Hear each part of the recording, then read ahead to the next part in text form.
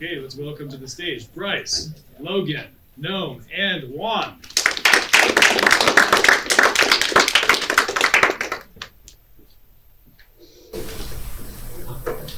Hello, we are pitching a TV show. You are going to be producers, executives from Prime Video. I'm NoamA. I'm Juan. I'm Logan. I'm Bryce. This is Worlds Apart.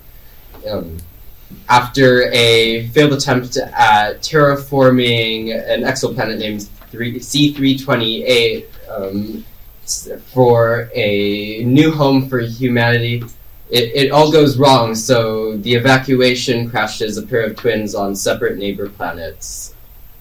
Centuries later, they become part of two rival nations looking to take over the newly recovered C328.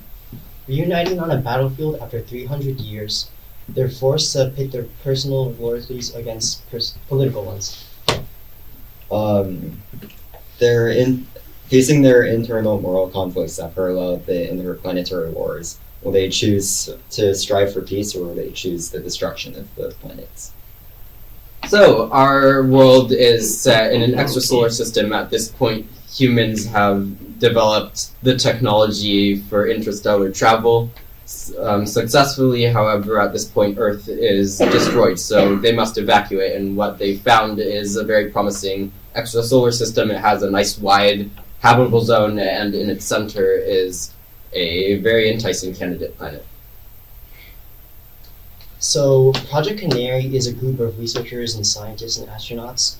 Their main goal is to find a planet, which is C328, and they do preliminary research on the planet to determine if it's a good candidate and to see if humanity could use it. So these are the two main leads, Nikki and Scipio, and they are part of Project Canary and also part of a prophecy later in the story. So Scipio is one of the twins, and of the two, he is a little more insecure. His devotion to things is built on other people's expectations of what should be done and of himself, and so he tends to want to please others more. So this is Nikki. Nikki is the twin sister of Scipio. She's a lot more confident than Scipio, and the people on her world, they view her as a really good leader. But this position, this leadership position that she has, it leads her to kind of put her missions and role as a leader above her interpersonal relationships. This is Agalos. He is the team leader of Project Canary, and he's also had a child recently. So he's very eager to find a good planet. So he sort of jumps into C328, even though there's some issues. He overlooks them because he wants to populate. So here's C328. Basically, it's this really lush, really beautiful planet. It has a lot of resources, and it's sort of the first planet that the scientists and researchers sort of see in in the solar system. And so they're like, okay, cool, let's go there. So it turns out the planet isn't as good as people see it as. There's some gas leaks, and as I said before, Agilos, he overlooks it. And then when it's discovered, then the whole colony ostracizes him. They blame Project Canary, but specifically him. So that causes the colony to split up. He gets banished, and a few of his supporters come with him. And one of the supporters is Scipio. So Scipio and Nikki, they separate. Eventually, both colonies on C328, they're forced to abandon the planet because the environment has become too unstable for them to continue living, and so they both go off on their own ships to two new planets. However, as they're approaching these new planets, things go wrong on the ships, and they're forced to abandon the ships in cryopods, and the twins aren't woken up until 300 years later. All right, this part of our story is set with two separate environments, and the first one of these is Banff. It is a water-based planet. It's closer to their sun, and it's covered in more ocean than Earth is, and thus the small and sparse islands that there are much more valuable for their land than even land is here. And so a sort of feudal system has popped back up where the landlords and ladies are in immense power, and those living in the water on the water, because the population has not enough land to live all on land, is lower class. They have to work, and commodities from land agriculture are much more valuable. So this is Aurelia. The inspiration for this one was sort of a mix of Pueblo native culture and buildings with also Roman buildings and culture. The main sort of environment on this planet is it's a very arid, very like dry, not necessarily deserty, but just like dry, arid, lot less plant life than other planets. And it also has a lot, but it does have a lot of rivers, and that's mainly where people live in. It's a sort of democracy where there's a senate, and there's a head of state, but it's also centered around wealth and riches, basically. So each planet has its general rulers. We're going to introduce them right now. So this is Stoic. He's kind of the leader and ruler of Vanit. He's a very stoic person. And he's also like a very strong leader. Nikki, being in the like position that she is and how the people view her, he has a strong preference for Nikki. Unfortunately, this leads him to kind of neglect his daughter and prefer Nikki over his own daughter. This is Renata. She is the current elected governor of Aurelia and also Agilus's descendant. It turns out Agilus's cryopod malfunctioned just like Scipio and Nikki's, but it mixed with some of the gases from C328, and then he was put in a state of eternal homeostasis, so he's been living for the past 300 years as sort of like a shadow monarch. So he's been helping his descendants get into power like Renata, even though it's not like a monarch system. And he's become really jaded over the years. He's sort of lost his appreciation for human life. And he kind of passed it on to Renata. Even though she still has morals, she does follow his sort of worldview of getting wide results over individual people. He just wants to make his empire succeed without any regard for life. And so we get our second act. This is where our interplanetary relationship really kicks in. And so we have Nikki on the water planet, we have Scipio on the arid planet, and they're hailed as each individually hailed as the member of some sort of prophecy that will save the world. And so they're granted access to the leaders of these planets and the confidence of these leaders, and so they get power, they accumulate small amounts of power, and yet we see this manifest in different ways because Nikki is given substantial leeway as an advisor versus Scipio, who is more monitored and manipulated. So this is Cecilia. She's the daughter of Stoic, and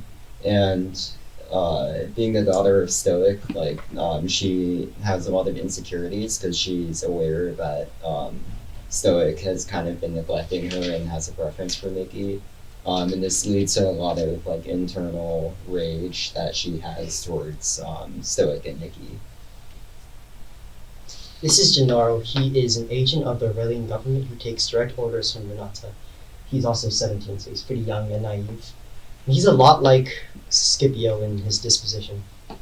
He's initially assigned to him as a bodyguard, but his secret mission is to monitor him and, if needed, to assassinate him. Because scientists end up finding, this is a major plot mover, they end up finding that C328 appears to be habitable once again. So this sets off a race between the the members of the different planets to try and get there first and colonize for various resources that each planet might be lacking. It turned they Aurelia is the first colony to arrive on C328, and so they kind of set up a temporary camp to just kind of like scope it out and get the lay of the land. Meanwhile, Vaneth is on its way with its first set of scouters, and they arrive on the planet, but they're unaware that Vaneth has already that Aurelia has already landed on C328. But C320 Aurelia detects that they arrive, and unfortunately, Agilos makes the first shot and kind of kicks off a war between the two planets. There are battles, and one of in the aftermath, Stoic is going to die, and what happens from his injuries and his death is he gives joint regency to Nikki and Cecilia, and so what happens is a falling out because Cecilia has been conditioned to believe that she's going to lead the whole wide world, and this is not the case presented to her, so there are rifts between the characters. Stoic hasn't died yet, though. He's just injured. So there's a 1 month time skip. There's been a lot of conflict on C328 between the two interplanetary nations, and Scipio is like, wow, that's a lot of dead people. I don't like that. And so he talks to Aglos, and Aglos basically reveals that the whole prophecy was something that he made 300 years ago as a way to sort of manipulate people to get the results that he wanted for a better world. And Scipio is like, that's a lot of dead people. I don't really want blood on our hands just for, like as a justification for the ends, basically. And so Scipio leaves back to C328 with Gennaro. Gennaro. Yeah, Gennaro. I don't know how to say names, I'm sorry. Gennaro. And Aggelos orders Renato to order Gennaro to kill Scipio. However, Scipio sees a lot of himself in Gennaro and manages to convince him not to kill Scipio. And then also at the same time on Vaneth, Cecilia sort of goes off on her own back to C328 with her own group of people.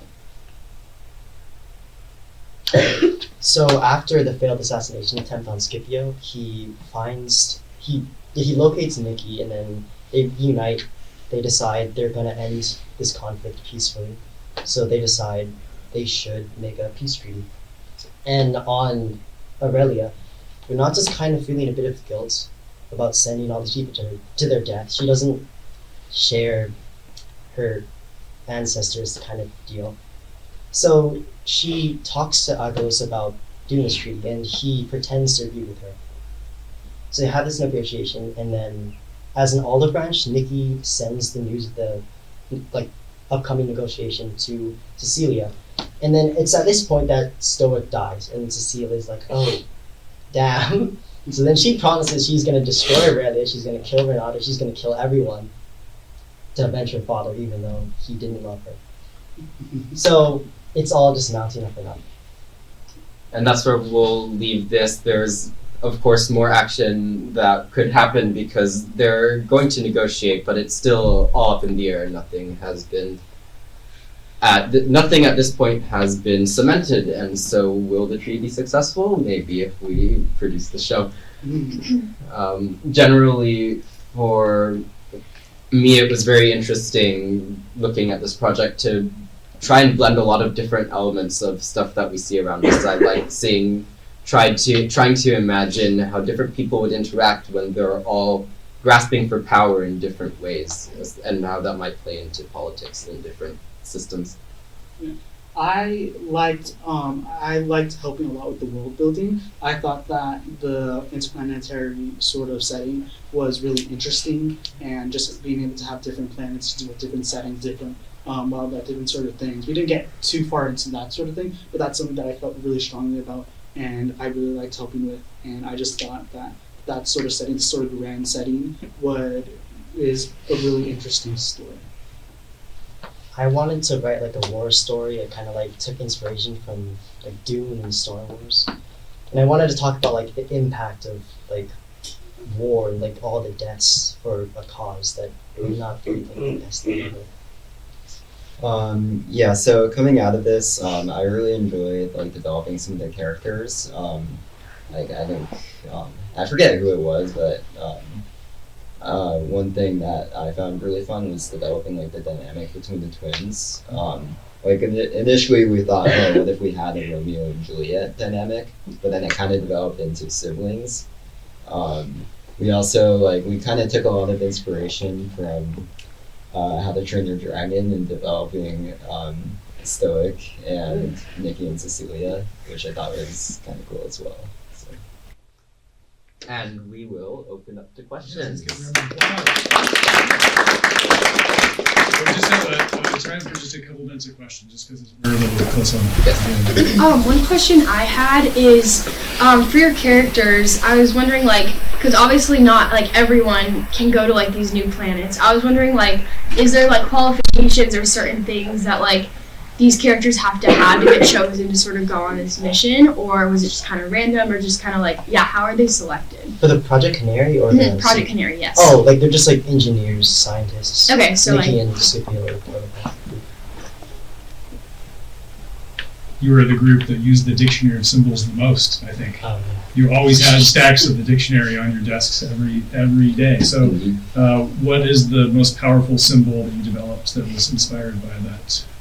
Definitely twins. The whole opposing forces, opposites. They're also united at the same time, separated. Any other questions? It's a true world-building project in that it's enormous. It's epic in its scale, and you have so much that you can continue to build out. So I think it's really exciting for that reason too. I just wanted to point that out. That it's just it has an epic scale to it, and so many characters and so many settings, and it's an interplanetary, intergalactic kind of story. So it's a very, very, very ambitious idea. So thank you very much. Thanks everyone.